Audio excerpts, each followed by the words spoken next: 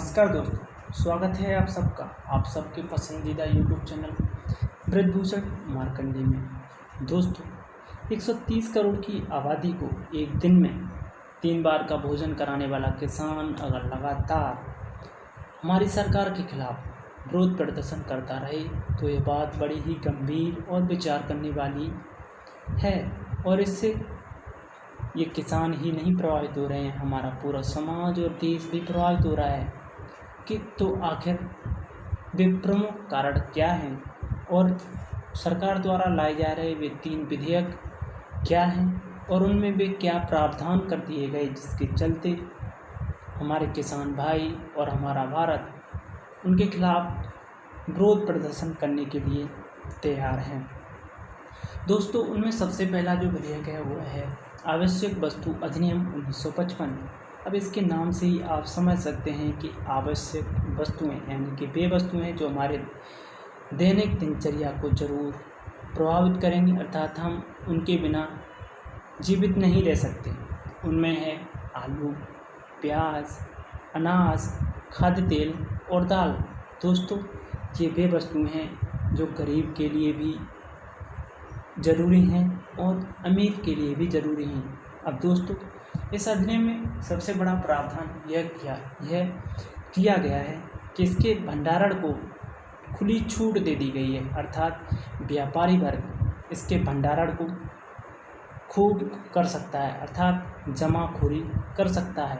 अब दोस्तों, आपने जमाखोरी तो खूब सुना हुआ, नहीं सुना होगा तो आपने यह तो ज़रूर सुना होगा, प्याज की कीमतें हर साल बढ़ जाती हैं।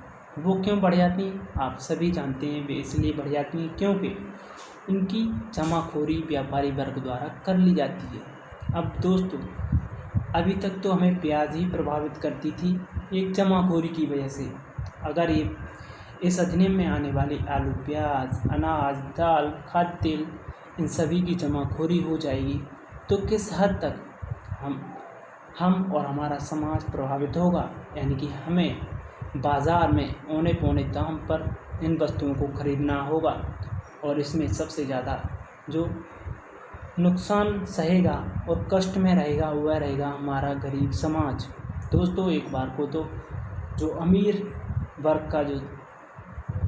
वर्ग के जो लोग हैं वो तो इन वस्तुओं को खरीद सकते हैं, लेकिन गरीब वर्ग इन्हें नहीं खरीद पाएगा क्योंकि इनकी जमाखोरी से व्यापारी वर्ग संगठित होकर इनको धीरे धीरे बाज़ार में मुहैया कराएगा, क्योंकि इनकी कीमतें लगातार बढ़ती रहें और उनको फ़ायदा होता रहे। अब दोस्तों, पहले सरकार यह करती थी कि जैसे ही अगर प्याज के दाम बढ़ते हैं या उनकी जमाखोरी हो गई है तो सरकार तुरंत एक्शन में आ जाती थी और व्यापारी वर्ग तुरंत उन्हें बाज़ार में कार्रवाई के चलते प्याज को बाज़ार में मंडियों में छोड़ देता था, जिससे प्याज धीरे धीरे 2-4 दिन में सस्ती हो जाती थी। लेकिन दोस्तों, अब ऐसा नहीं होने वाला है। तो यह सरकार द्वारा लिया गया सबसे बुरा कदम है, लेकिन सरकार इसमें कह रही है कि इससे भंडारण की क्षमता में वृद्धि होगी।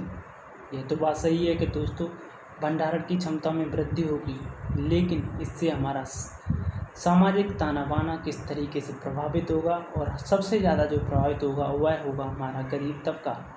दोस्तों, दूसरा अधिनियम है किसान सशक्तिकरण अधिनियम 2020, अर्थात इसमें सरकार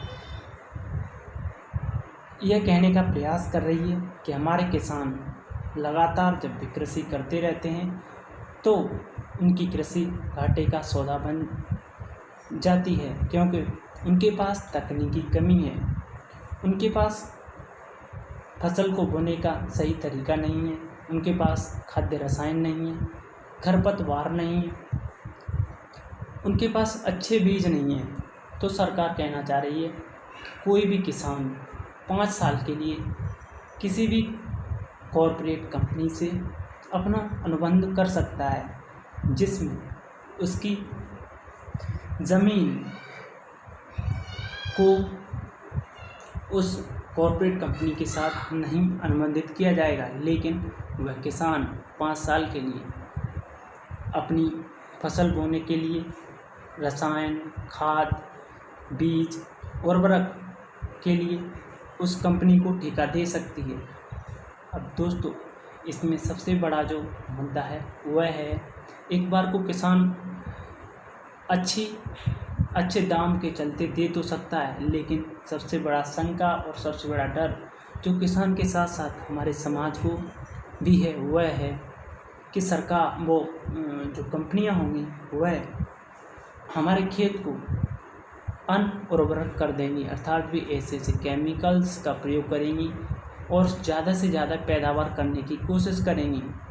तो इससे हमारे खेत बुरी तरीके से 5 साल के अंदर में बेकार हो जाएंगे। दूसरा, सरकार यह भी कहना चाह रही है कि अगर किसान से कोई भी कंपनी झगड़ा करती है या उन दोनों का झगड़ा होता है तो उनका निपटारा 30 दिन के अंदर कर दिया जाएगा, और वह भी किसके द्वारा?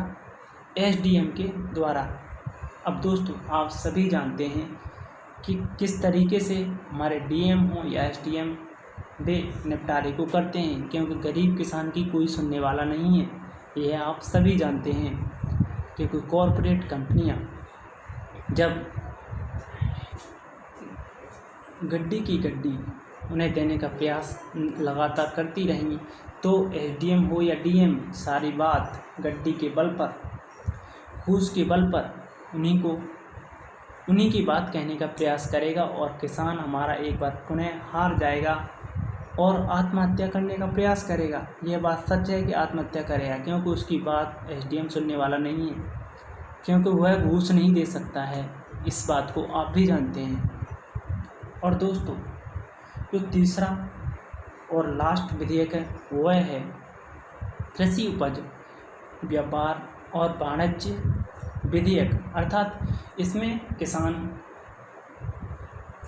किसान यह कर सकता है कि अपनी उपज यानी कि अर्थात अपनी फसल को वह अपने प्रदेश के बाहर भी बेच सकता है, अर्थात दूसरे राज्यों में भी बेच सकता है। वह अपनी मंडी में न बेचकर किसी भी देश के कोने में बेच सकता है। दोस्तों, अब आप ही बताइए, इससे एक बार को तो किसान लाभ ले सकता है, लेकिन अगली साल अगर वह किसान यह सोच लेता है कि हमें इस फसल में सबसे ज़्यादा फ़ायदा हुआ था और वही खेती वह अगली साल भी कर लेता है, और इस तरीके से जो फ़ायदा हुआ है उसकी बात पूरे देश में फैल जाती है कि यही फसल सबसे ज़्यादा महंगी बेची गई, तो सारे किसान उसी खेती को करने लगेंगे। तो अगली बार यह होगा दोस्तों कि ये जो फसल होगी वह सबसे सस्ती हो जाएगी, क्योंकि अब खरीदने वाला कोई होगा नहीं, क्योंकि सबसे ज़्यादा मात्रा में वह फसल उगा ली जाएगी। तो दोस्तों, आपने देखा कि किस तरीके से ये विधेयक हमारे किसानों के साथ साथ हमारे रोज़मर्रा की ज़िंदगी को भी प्रभावित कर रहे हैं।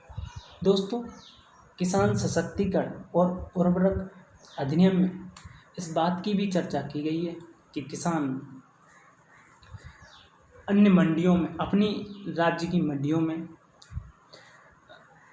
मंडी कर अर्थात 8.5% कर को देता है, उससे भी सरकार कहती है वह मुक्त हो जाएंगे।